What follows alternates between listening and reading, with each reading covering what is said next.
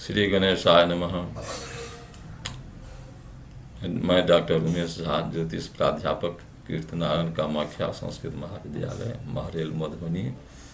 आज दिनांक 22 सितंबर 2020 ईस्वी को उपशास्त्री कक्षा में निर्धारित पाठ्य ग्रंथ लीलावती नामक पुस्तक का श्रेणी व्यवहार प्रकरण के अंतर्गत गच्छ ज्ञानाय करण सूत्रम वृत्तम का पाठारंभ करते हैं।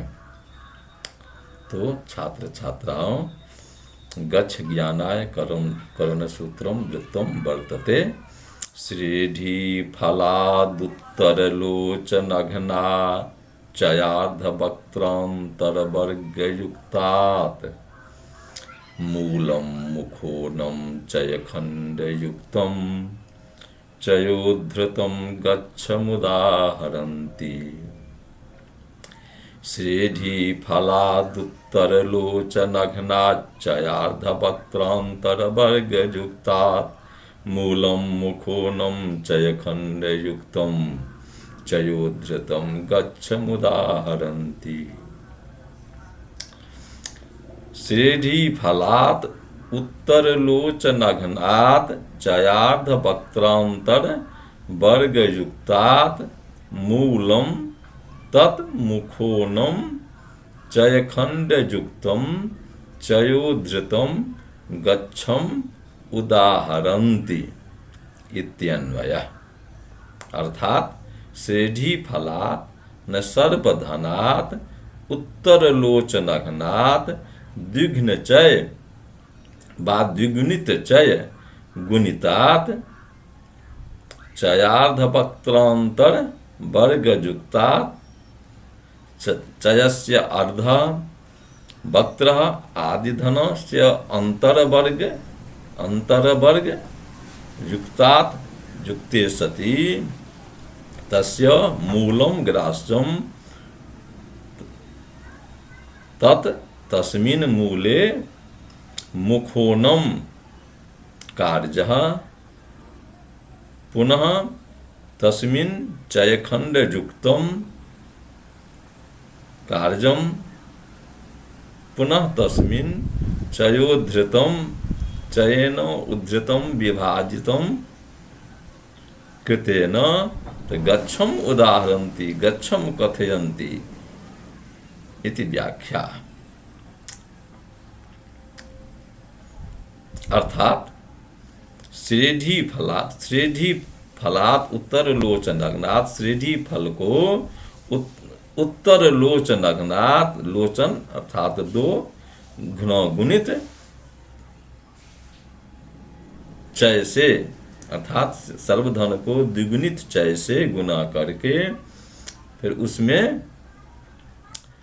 चयार्ध वक्त्रांतर वर्ग युक्तात्, उसमें चय के आधे, चयस्य अर्ध चयार्ध, चय के आधे और वक्त्र यानी आदि धन के अंतर का वर्ग जोड़कर मूलम ग्राह्यम मूल लेना, मूलम मूल ले लेना, वर्गमूल ले लेना। फिर उसमें मुखोनम, उसमें आदि धन को ऊनम घटा दें। चयखंड युक्तम घटाकर उसमें चयखंड अर्थात चय का खंड यानी आधा, चय का आधा युक्तम जोड़ देना। फिर उसमें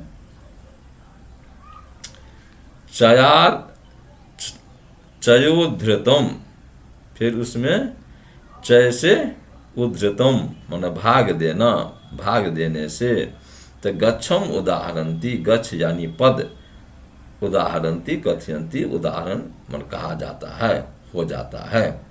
अर्थात सर्वधन को द्विगुणित चय से गुना करके उसमें चय के आधे और आदि धन के अंतर वर्ग जोड़कर मूल लेना, फिर उसमें आदि को घटाकर चय का आधा जोड़ देना, फिर उसमें चय के भाग देने से गच्छ यानी पद हो जाता है। यही सूत्रार्थ है। अब इसके आगे ग्रंथकार का उदाहरण है। द्रम्मत्रयं जह प्रथमेन्हि दत्त्वा दातुं प्रवृत्तो द्विचयेन तेन सतत्रयं खष्ट्यधिकं द्विजेभ्यो दत्तं कियद्भिर्दिवसैर्बदासु।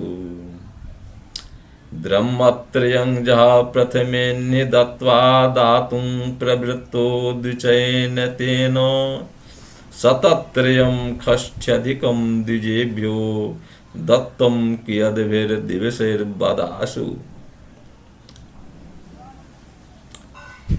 द्रम्मत्रयं जह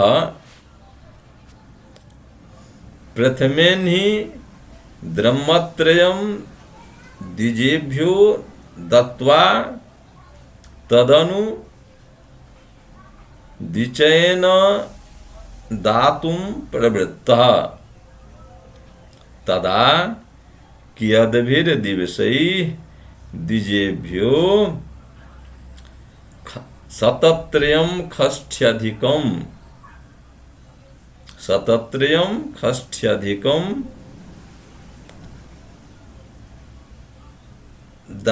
दास्यन्ति इति आसु बद इत्यन्वयः। अर्थात जह कश्चित् दाता प्रथमे अहनि प्रथम दिने द्रम्मत्रयं त्रिद्रह्मा द्विजेभ्यो अर्थात ब्राह्मणेभ्यो दत्त्वा दानं दत्त्वा तदनु तत्पश्चात् तदनन्तरं तेन द्विजेन ब्राह्मणेन द्विचयेन द्विवृद्ध्या द्विचयेन अर्थात द्विवृद्ध्या द्विद्रह्मवृद्ध्या दातुं प्रवृत्तः दानं दातुं प्रवृत्तः तदा कियद्भिर्दिवसैः द्विजेभ्यो खष्ट्यधिकं सतत्रयं द्रह्मा दानं दास्यन्ति इति आसु शीघ्रं वद कथय इति व्याख्यार्थः।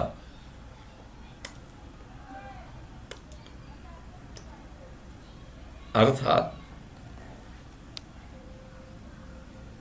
जह जो दाता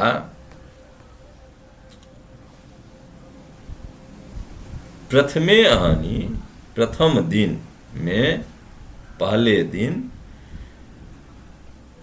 द्रम्मत्रयम 3 द्रह्म दान करके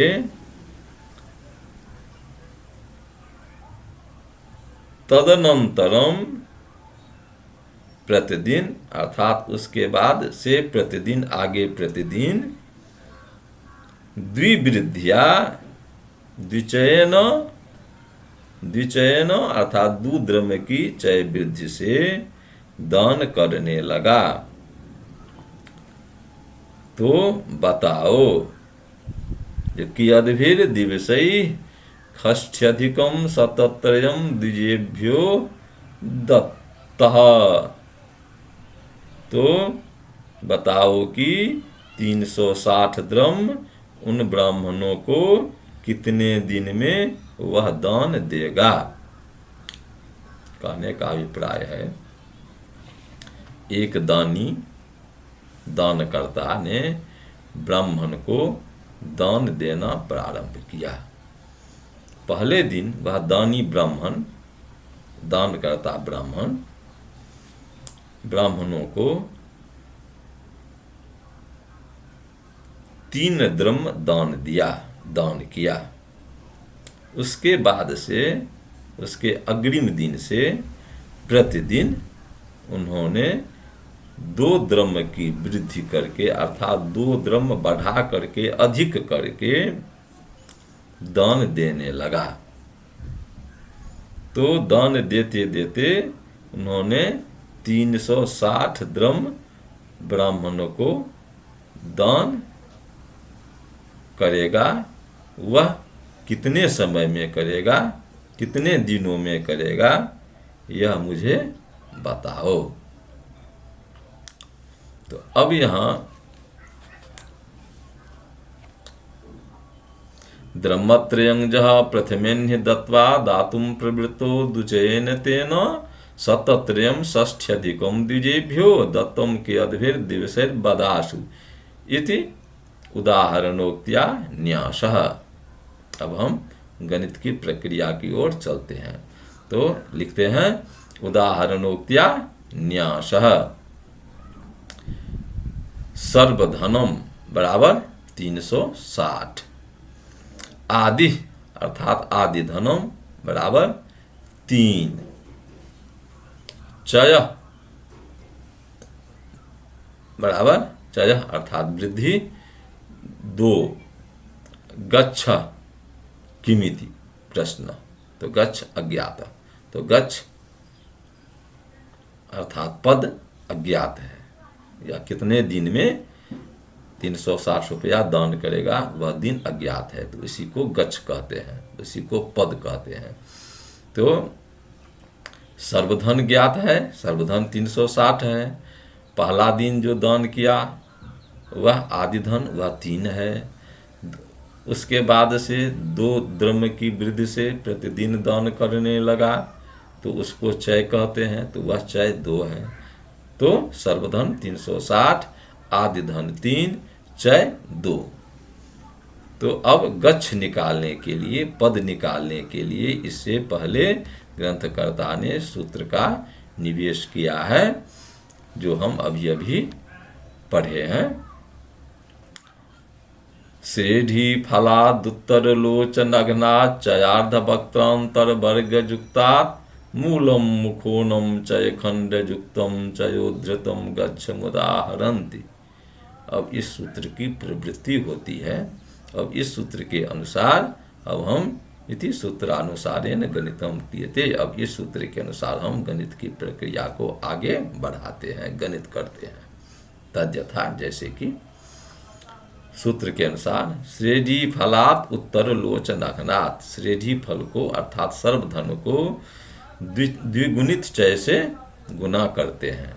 तो श्रेणी फल है 360 और चय है 2, तो उसको हम उस चय को 2 से गुना कर दिए, द्विगुणित चय को श्रेणी फल से गुना कर दिए, तो हो गया 360 गुना 2 गुना 2, तो 2 दूनी 4, यानी 360 गुना 4, तो बराबर 1440। अब इसको हम क्या करेंगे, अब इसमें हम चयार्ध वक्त्रांतर वर्ग युक्तात्, और इसमें हम चयार्ध चय के आधे और वक्त्रांतर वक्त्र आदि धन के अंतर का वर्ग इसमें हम जोड़ देंगे। तो ये जो 1440 हुआ है, इसमें हम चय का आधा और आदि धन के अंतर का वर्ग करके जोड़ देते हैं, तो स्वरूप बन जाएगा 1440 जोड़ ब्रैकेट प्रारंभ 3 घटे 2/2 ब्रैकेट बंद का वर्ग, तो यह बराबर हो जाएगा 1440 जोड़ ब्रैकेट प्रारंभ 6 घटे 2/2 का वर्ग, यह बराबर हो जाएगा 1440 जोड़ 4 जोड़ ब्रैकेट प्रारंभ 4/2 का वर्ग, यही बराबर हो जाएगा। इसको हम ऐसे भी ऐसे लिखते हैं 1440 जोड़ 2 का वर्ग, फिर इसको हम ऐसे लिख लेते हैं, यही बराबर हो जाएगा 1440 जोड़ 2 का वर्ग 4, तो 1440 जोड़ 4 बराबर 1440। 1444। अब अस्य मूलम, अब इसका हम मूल ले लेते हैं। तो 1444 का वर्गमूल ले लिए तो हो गया 38। फिर अब इसमें हम क्या करेंगे, इस 38 को हम क्या करेंगे, तो इसमें हम मुखोनम कार्य, इसमें हम मुख यानी आदि धन को उन माने घटा देते हैं। तो अस्मिन अर्थात 38 में मुखोनम कार्य, मुख यानी आदि धन अर्थात 3 को घटाते हैं। तो मुख हो गया 3 और वर्गमूल संख्या है 38। तो 38 घटे 3 बराबर 35 या 35 हो गया। अब इसको हम क्या करेंगे, ततः चय खंड युक्त कार्य। फिर अब इसमें हम चय का खंड अर्थात चय का आधा, खंड यानी आधा, इसमें हम जोड़ देते हैं। तो 35 में हम चय का खंड, चय है 2 तो उसका आधा हो गया 1, तो 35 में हम 1 जोड़ दिए तो बराबर 36। 35 जोड़ 1 बराबर 36। अब यह 36 हो गया। अब इसको हम करते हैं, सूत्र कहता है तस्मिन् चयोद्धृतः कार्य तदा गच्छम उदाहरन्ति। अब इसमें हम चय से भाग देते हैं तो गच्छ यानी पद हो जाता है।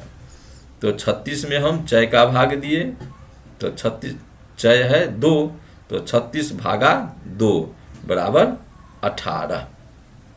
यही गच्छ आ गया, यही गच्छ यानी पद आ गया। तो यही तो सिद्ध करना था इस उदाहरण में, जो जहां पर में सर्वधन 360 है, आदि धन 3 है, चय 2 है, तो गच्छ क्या होगा, गच्छ की संख्या यानी पद की संख्या क्या होगी, अर्थात दिन की संख्या क्या होगी, कि कितने दिनों में उन्होंने 360 द्रव्य उन ब्राह्मणों को दान किया। तो वह उत्तर होगा जो वह दाता ने पहले दिन ब्राह्मणों को 3 द्रव्य दान दिया, उसके बाद से 2 द्रव्य की वृद्धि से प्रतिदिन 18 दिन तक, प्रतिदिन 2 द्रव्य की वृद्धि से पहले दिन 3 द्रव्य दान दिया, अब दूसरे दिन से 2 द्रव्य की वृद्धि से यानी दूसरे दिन 5 द्रव्य, तीसरे दिन 7 द्रव्य, चौथे दिन 9 द्रव्य, यानी 2 द्रव्य की वृद्धि करके वह 18 दिनों तक 360 रुपया दान दिया। यही दिन संख्या 18 आ गया। इसी को हम गच्छ यानी पद कहते हैं। तो छात्रों, उदाहरण था द्रह्मत्रयं जः प्रथमेन्हि दत्त्वा दातुं प्रवृत्तो द्विचेन तेन शतत्रयं षष्ठ्यधिकं द्विजेभ्यो दत्तं कियद्भिर्दिवसैर्बदाशु। यह उदाहरण है। अब इसका सूत्र था, अब सूत्र पढ़े हैं गच्छ ज्ञान के लिए। करण सूत्र एक श्लोक में है, श्रेणी फलादुत्तर लोचनघना चयार्धवक्त्रांतर वर्गयुक्तात् मूलम मुखोनम चयखंड युक्तम चयोद्धृतम गच्छ मुदाहरन्ति। इस सूत्र के अनुसार हम इस उदाहरण का उत्तर यानी गच्छ ज्ञान प्राप्त कर लिया। गच्छ यानी पद का ज्ञान निकाल लिया, ज्ञान प्राप्त कर लिया। गच्छ की संख्या आ गई। तो गच्छ की संख्या यहाँ पर में 18 यानी 18 दिन तक उद्दाता ने दान किया। तो छात्रों, आज के पाठ को हम यहीं पर विराम देते हैं। अस्तु। जयतु संस्कृतम।